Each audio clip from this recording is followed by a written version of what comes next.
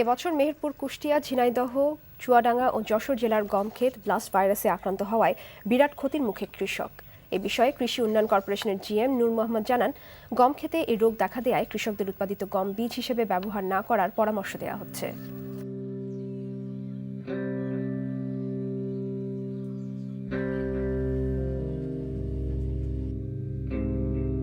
Maidul Islam is a farmer residing in Majhardiyar village, a few kilometers away from the Bangladesh border.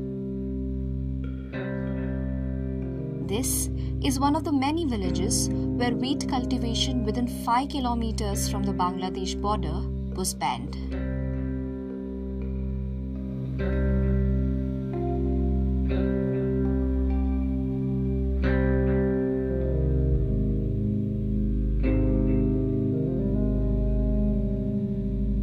The first outbreak of wheat blast disease was reported in Brazil in 1985. The fungus has since spread throughout South America, and subsequently it was reported in Bangladesh in Asia and Zambia in Africa.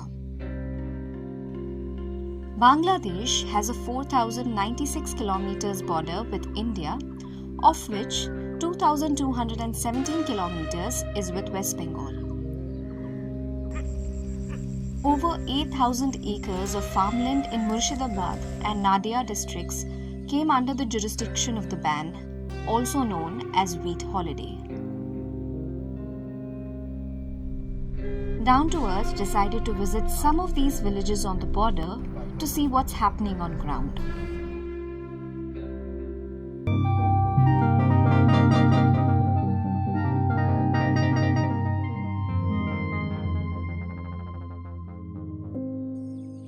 Wheat blast is a fast-acting and deadly fungal disease that threatens food safety and security in tropical areas in South America and South Asia.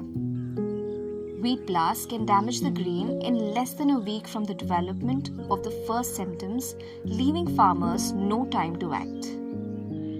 The fungus thrives in warm and humid regions, thereby posing a serious threat to wheat production.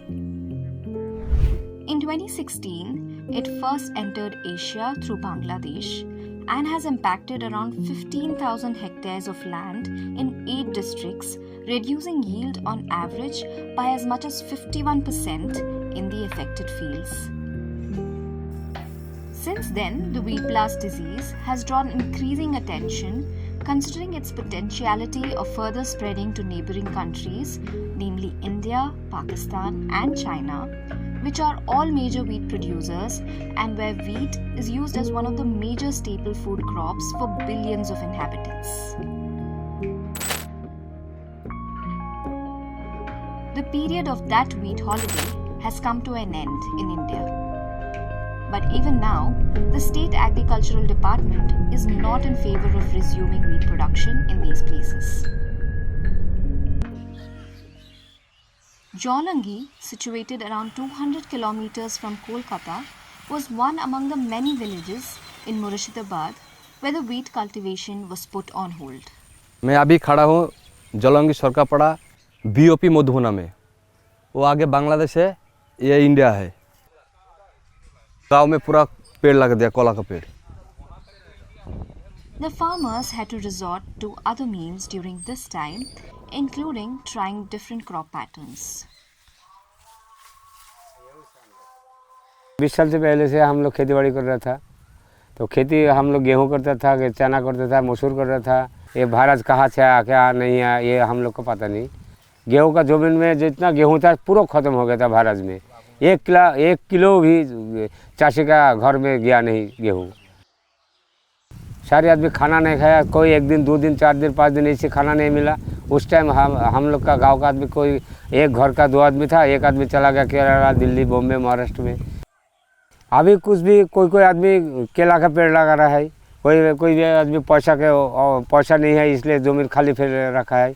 रेती है कोई ज़मीन में, वो बाढ़ का पानी आता है ना, उस पानी में रेती आ जाता है, इसलिए बहुत दिक्कत हो रहा है चाची लोग का। अभी क्या करूँगा, अभी वो तो खेती बाड़ी कर रहा है, 2-3 बीघा ज़मीन के केला का पेड़ लगाया, ऐसी भिखारी होकर घूम रहा हो हम लोग। The next village that Down to Earth visited was Akhriganj in Murshidabad district. ये हम नदी का बीच में से जा रहे हैं। हाँ ये नदी कौन सा नदी है? एक और है ये पद्दा। पद्दा। हाँ यहाँ तो टोटल पूरा एरिया ही आखरीगंज का है। टोटल ये जो एरिया है, यहाँ से आप 5 किलोमीटर इधर जाओगे तो मतलब बॉर्डर मिलेगा। 3 साल पहले हुआ था, उस समय सरकार से एक ऑर्डर आया, बोला ये गेहूँ मत लगाइए क्योंकि यहाँ एक वायरस आ गया है, तो अगर आप लगाओगे तो लगभग सारे पूरे इंडिया में ये जो गेहूँ जाएगा बाहर तो सारे इंडिया में ये वायरस फैल सकता है। पूरा हमारे इस मुर्शिदाबाद जिले में बंद था। मेरा खेत में नहीं, वो सरकार बंद कर दिया था ना, मैं तो देखा ही नहीं कैसे आया है, तो वो उस टाइम तो दिया ही नहीं, चाष करने में तो दिया ही नहीं। Some of their land is located between the Bangladesh and India border, and it becomes difficult for them to tend to their land by crossing the border every day.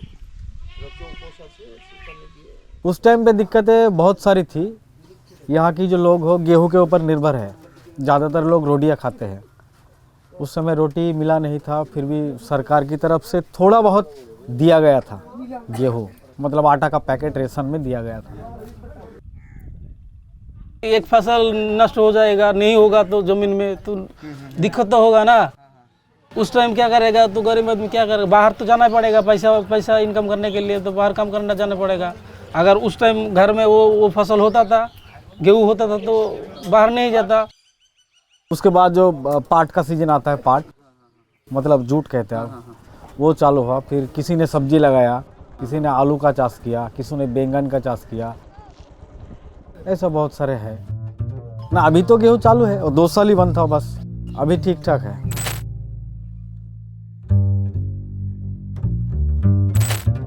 An agricultural officer from Kolkata, West Bengal, on condition of anonymity, said that the government is not encouraging wheat production in these areas even now.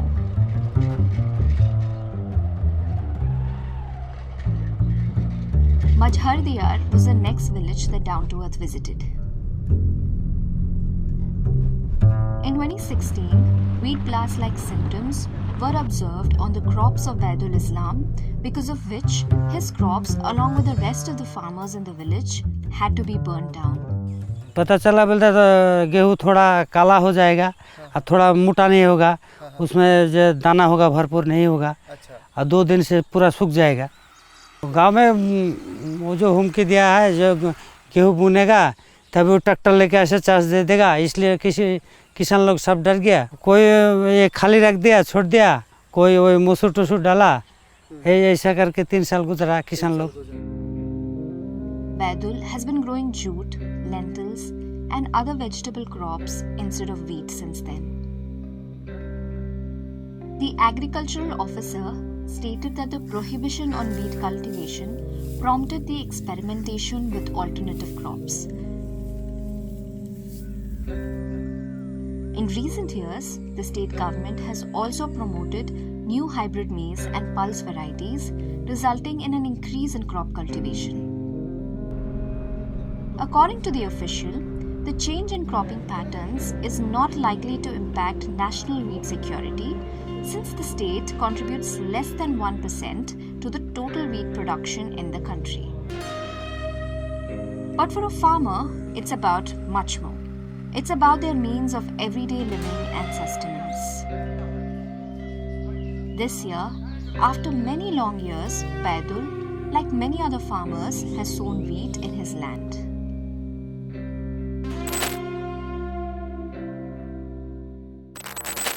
According to international scientists, the consequences of a wider outbreak in South Asia could be devastating to a region of 300 million malnourished people whose inhabitants consume 100 million tons of wheat each year.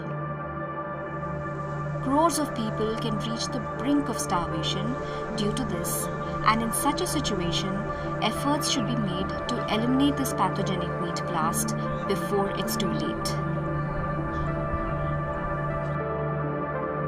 But the questions remain as to whether the farmers and agricultural labourers will receive proper support and due compensation from the government, along with alternate measures that have come into being. Or will they have to travel kilometers and kilometers away from home again in search of jobs?